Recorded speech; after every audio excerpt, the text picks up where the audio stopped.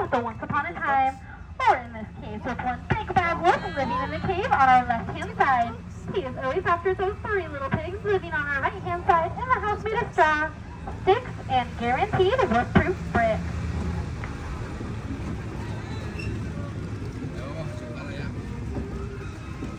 And our story will take one strange turn, for just around the corner we find the quaint village where Alice is from.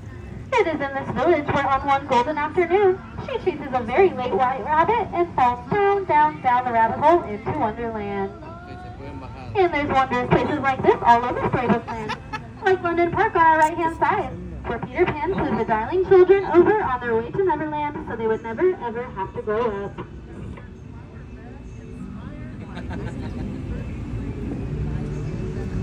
And one jump ahead, we find the city of Agrabah.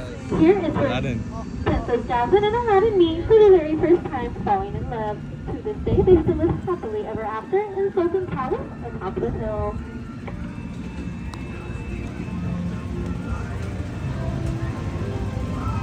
And it's magical places like these where love shines, just like on the twinkling lights in the arches above us. These are the very arches that Princess Jasmine and Aladdin flew over, sideways, and under on a magic carpet ride to a whole new world.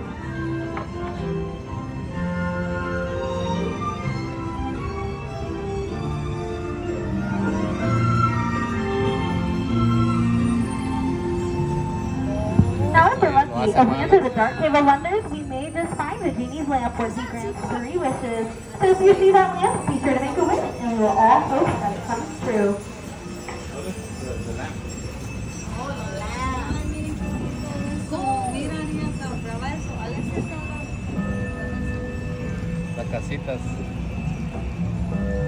On our right-hand side, we find the cozy cottage where Snow White fled to the evil queen and met her new friends, the 7 dwarfs. If we listen very closely, we may just hear them whistle while they work.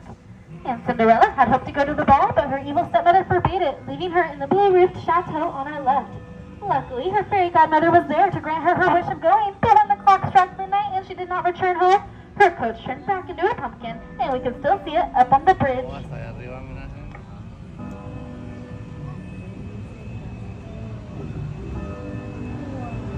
¿Quieres actuar ahí, Aritzi?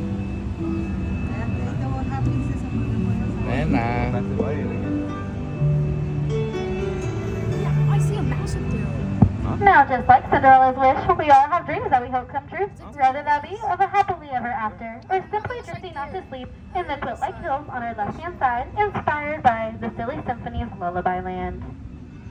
There's little pieces of magic all over Storybook Land, like in the tiny trees on our right-hand side. They will never fully have to grow up thanks to Tinkerbell's enchantment.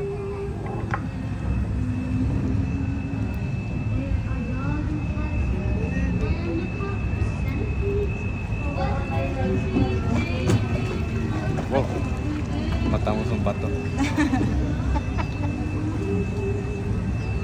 No, mira, eso está bonito. Y ya regresamos con los patos. Now next we will find neighbors Mole and Mr. Toad of Toad Hall. Although I am not too sure that Mr. Toad is home right now, as there's a good chance he is on one wild ride in Fantasyland. And straight ahead we find the Kingdom of Arendelle, just below Elsa's palace in those snow-capped mountains where we can hear her letting all her worries go.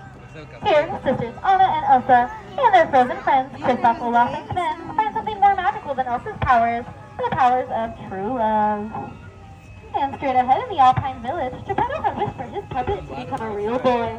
And when Pinocchio saved him from the bone in his mom's voice, the fairy came to fulfill that very wish.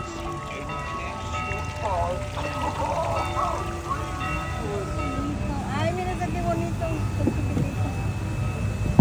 And like Geppetto's wish, there was once a little mermaid named Ariel whose wish came true of becoming part of our world, where she now lives as a human with Prince Eric in the castle on our right.